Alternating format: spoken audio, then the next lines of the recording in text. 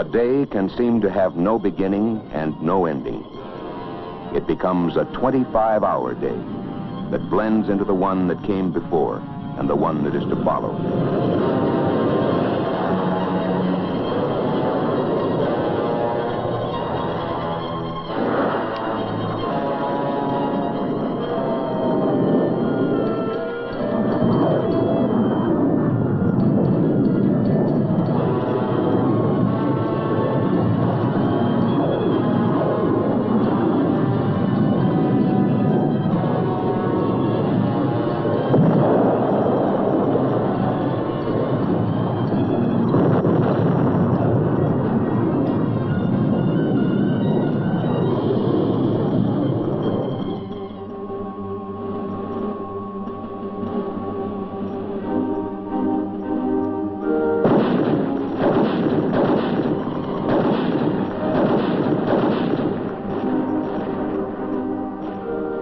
It is not necessary to be a military man to understand how long a day can be.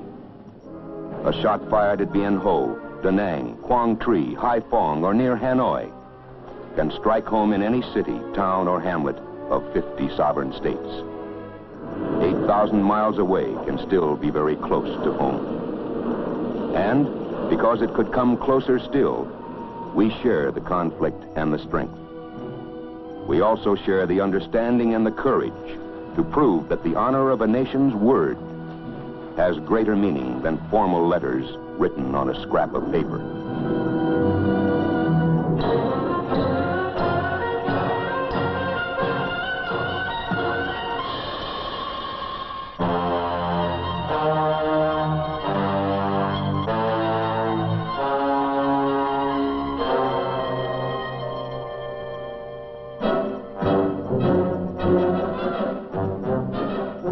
A man with a weapon is, if he is a reasonable man, a man with a purpose.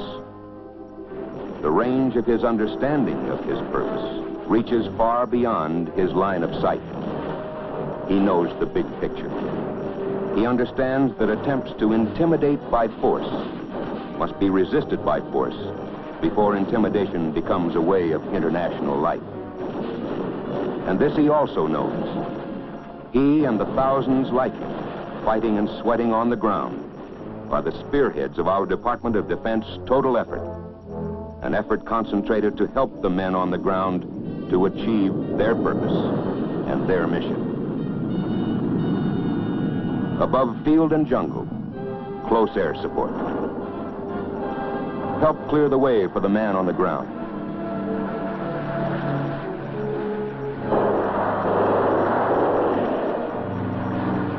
Reinforcing. Return to care and safety those who have taken as well as given. Support those men during the long hours of daylight and the longer hours of darkness.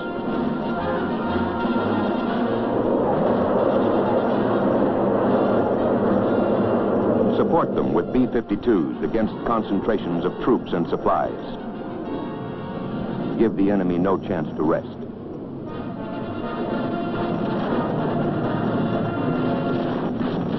Support them with tactical fighter bombers to keep up the pressure and help destroy our enemy's ability and desire to attack. Support them with hundreds of thousands of tons by airlift.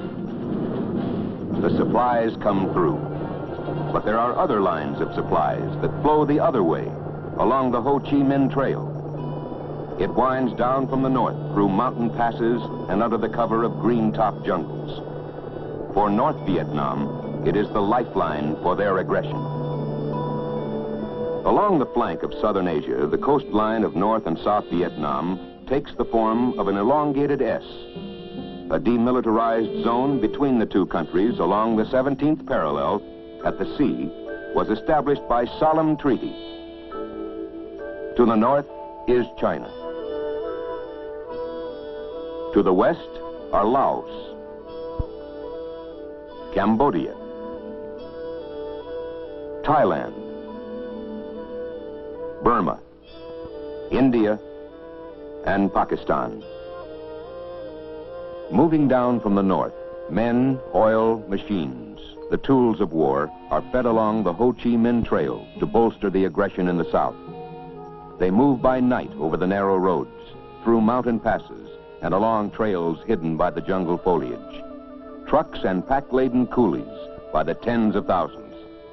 Usually, by day, they remain hidden in the jungle, to venture out again at nightfall, to carry their lethal burdens along their narrow lifeline of aggression.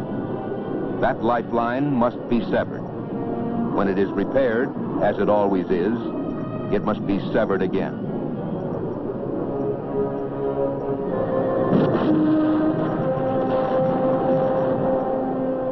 The infiltration increases in both men and equipment has required a very sharp increase in petroleum imports. Since the first of this year, the average monthly imports of petroleum into North Vietnam have increased 50 to 70% above the comparable period in 1965. Stocks on hand prior to the attack were estimated to represent about 2 to 4 months' supply. The increased importance of petroleum to the enemy's military effort is further attested by his action to improve the routes of infiltration. Some of these routes are new, some have been widened, some have been upgraded for all-weather use. Bypasses have been built, and bamboo canopies or trellises have been built over the jungle roads in many places in order to inhibit observation of them from the air. A result of the greatly increased movement of men and supplies by truck and by motor-powered junks has been a shift from a small-arms guerrilla-type operation against South Vietnam to a quasi-conventional military operation which involves major supplies, major weapons, and heavier equipment.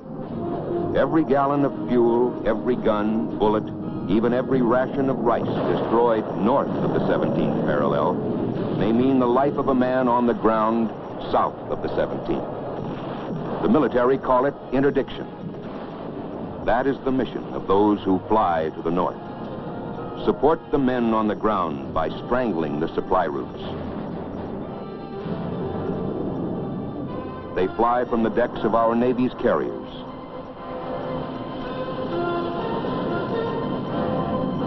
They fly from the surface of the land, the supersonic weapons of our Air Force's tactical fighters. They turn their noses north, north toward Mugia Pass, toward the fuel storage areas near Hanoi, north to interdict the trains carrying in supplies. The pilots do the flying. The ground crews keep them flying. It's an around-the-clock operation. Fly the mission, maintain the aircraft, repair the battle damage so that the next mission can be flown. No one counts the hours in a day. They keep close track of the months and weeks that they have left to sweat out to complete their 12-month tour of duty. But they don't count the hours in a day. All activity is monitored in aircraft vehicle control. Each operation is on a fixed time schedule. Often planes have to fly on paper before they can fly on missions. Nobody's job is easy, but then nobody ever said it would be. Every so often fellows will ask, why me? Why should I be here? One way or another, they have to find the answer for themselves. Usually they do find the answer. Then they have another question. What more can we do? The answer to that one is simple. Work your guts out for the men who fly the planes. A pilot's tour of duty is 100 missions. 100 missions to be flown, 100 targets still unknown. But it's my belief that my Thunder Chief strikes a telling blow to help G.I. Joe. Till 100 missions I myself have flown.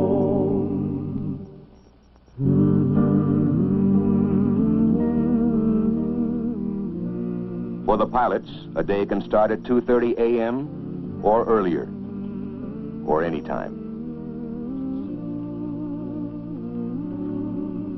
Somebody's son, somebody's father, maybe everybody's hope. Never before has air war demanded such degrees of judgment and responsible self-discipline. In mission briefing at tactical operations, information pinpoints refueling tanker locations and gives us our ordnance configurations. We'll get call signs and radio frequencies to use for the F-4Cs, and our own F-105s will be flying cover against possible MiG attack. Wing intelligence will have photos of our target area and what to expect in way of defenses. The anti-aircraft and small arms fire are heavy. Worse for us than the surface-to-air missiles, the SAMs, and they're bad enough. But destroying our targets will help cut the flow of supplies toward the south. Furthermore, the daily tonnage of supplies moved overland from North Vietnam into South Vietnam has increased about 150% in the past year, and the infiltration of armed personnel has increased about 120% during the same period. Before we suit up for a strike, each flight leader briefs his own flight. There are 4 in a flight, plus 1 extra, a spare, in case one of the 4 can't take off due to an aircraft mechanical problem. Our flight leader details our entry into the target area, and then our tactics for getting the heck out of there. We listen because we respect him, because he'll be leading the way in. 5 men in a small briefing room. Many groups of 5 in many small rooms. For maybe the minute and a half they'll be over the target area. They'll spend hours of flight planning and briefing.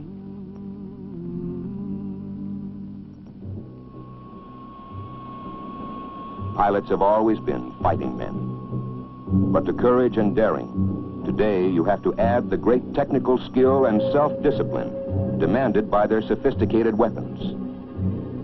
But weapons no more effective than the men who fly them or those who keep them flying. Case in point, combat aircraft are maintained with a dedication that results in flying hours at a rate 3 times normal usage. The line crews understand how much depends on them day after 25-hour day.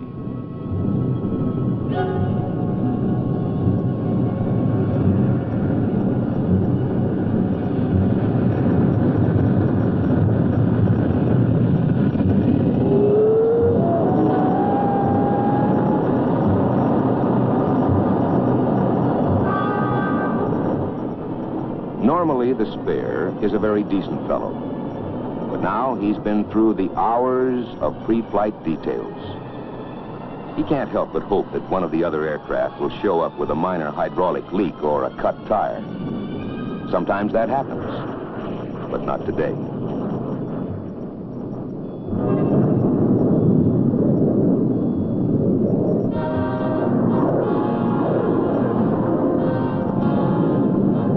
Supersonic blasts of power in the open ocean of the air, ready to play their part in the overall coordinated effort.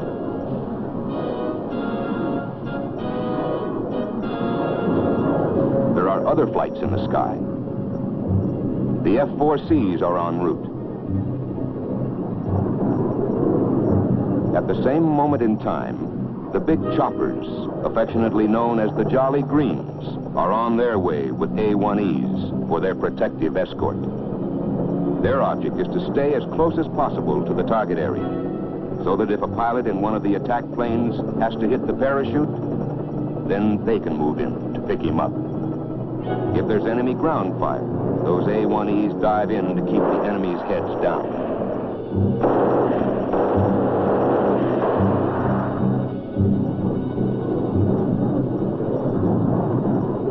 The boys in the KC-135 tankers have been waiting to refuel the tactical fighter bombers en route to their targets.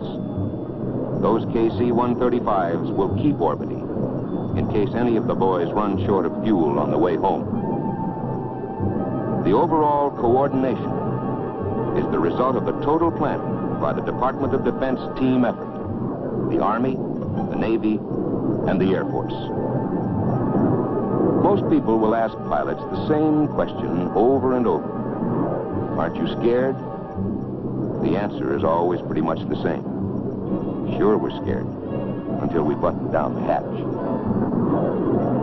We're a one-man sort of operation. We're our own navigator, radio man, radar operator, and bombardier.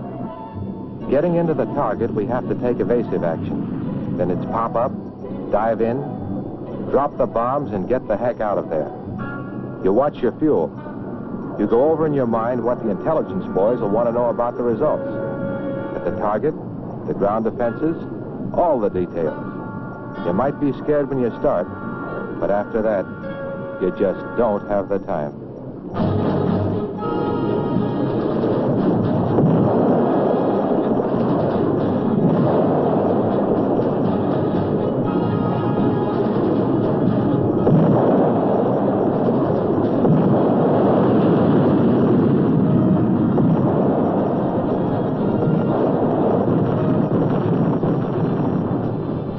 Results, positive.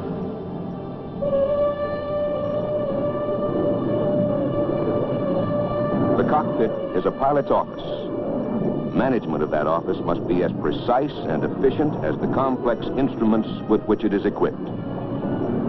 One flight of many flights. And there isn't a combat pilot who doesn't know it. Every bullet, every gallon of oil, every mortar stopped north of that 17th parallel can mean the life of 1 man, 10 men, 100 men south of that parallel.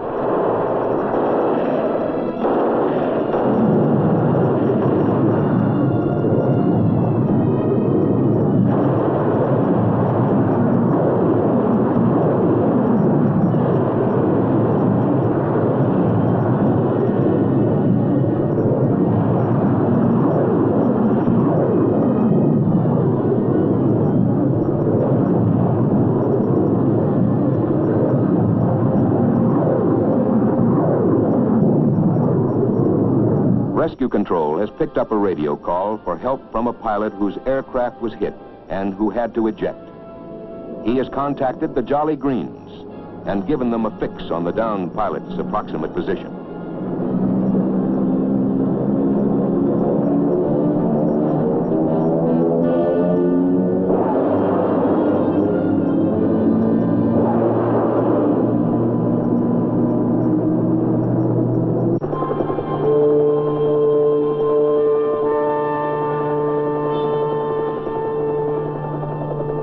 I didn't realize my plane had been hit until the cockpit started filling up with smoke. I punched out. When that parachute blossomed, I took a long, deep breath. Then I landed in the trees, and I don't really remember how I managed to climb down to the ground. I let out a shout for help on my radio, then scrambled up the hill to get as close to the top as I could. I shot off some pin flares when I saw the A-1Es and the Jolly Green.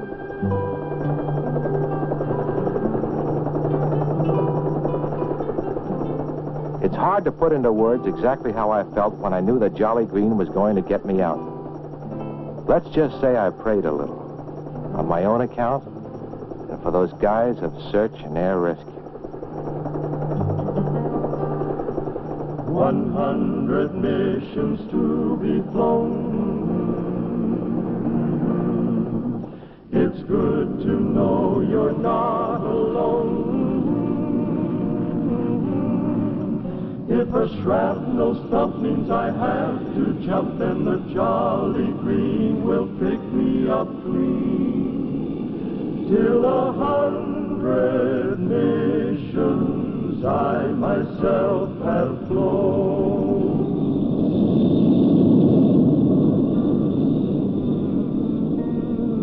One flight's mission has been completed, but the long day's work is far from over. First will come the detailed intelligence debriefing at Tactical Operations Center. After the official debriefing, flight leaders hold a session for critiquing their flight's performance as a unit and as individuals. Was there a delay in acquiring the target? Did one of the men press too low? Did they regroup promptly after hitting the target? Was element integrity maintained? You can never stop learning. You might get away with an error in judgment one day. Tomorrow, you may not be as lucky. One flight of many flights. But operations continue around the clock. For the ground crews, it's 12 hours or more a day, 6 days or more a week. It could be drudgery if every man on the ground didn't know and understand that they are the ones who make it possible for those who fly to complete their missions. It's about 13:30 hours now, 1:30 in the afternoon of a day like every other day. Another flight takes off on another mission.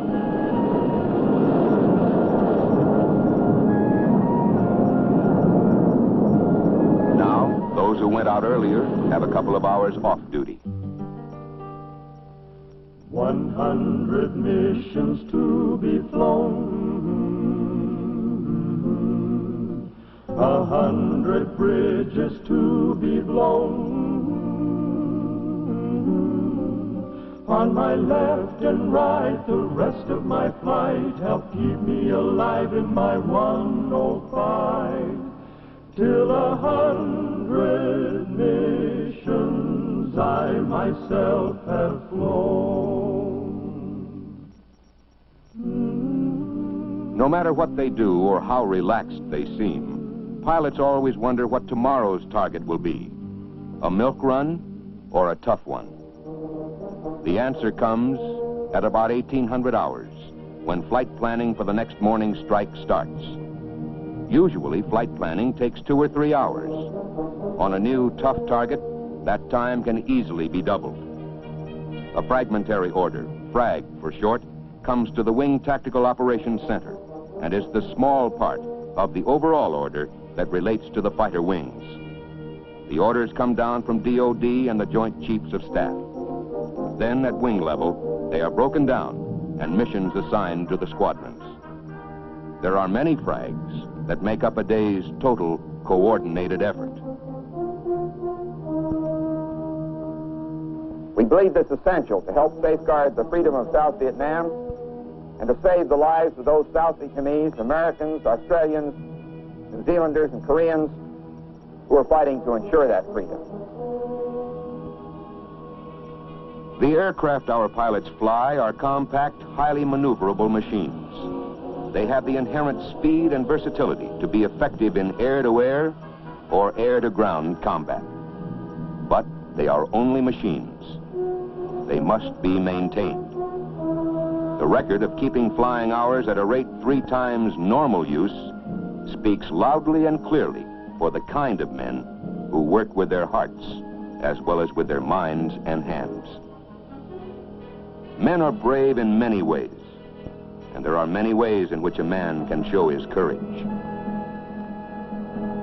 Courage can't be judged by a casual glance or the sound of a voice. Any fighting man will tell you, you must know fear in order to find your true strength. Want a portrait of a hero? Take a snapshot of a pilot, or another, or another. Move your camera out to the line for long shots or for close-ups. Carry it inside aircraft vehicle control to watch the men who often don't even see the planes they help keep flying. Let your camera travel into the air to fly with the men of the Aerospace Rescue and Recovery Service. You'll never find a man who thinks himself a hero or even considers himself as particularly brave. But they all share a common bond and a common pride. They are all working members of the same fighting team, fighting each in his own way to try to slow down and, if possible, to break down the flow of supplies to the south and to adversely affect the will of North Vietnam toward carrying on their aggressive operations. The total task is large, and yet, as it always is, each small fragment of that total is very personal. Men may live 3,000 miles or more apart back home in the States, but here there are no state lines, no county lines, no country boys or city boys. No one asks their social position or who their ancestors might or might not have been. Nor do we as a nation know what we as a nation have done to have deserved men such as these. Perhaps they reflect the courage and the strength instilled in them by their mothers and their fathers. Perhaps it is the heritage of men who came before, men who stood at Concord Bridge, men who walked through Chateau Thierry, through the Ardennes forest, and the undergrowth of Guadalcanal and Iwo Jima. Men who ranged the skies over Pacific atolls and over Africa and Europe half a world away. We do not know what we have done to produce men such as these, but we do know these are our men, our fathers, our sons, our brothers. It is only right that not only should we be proud of them, we can be proud of them.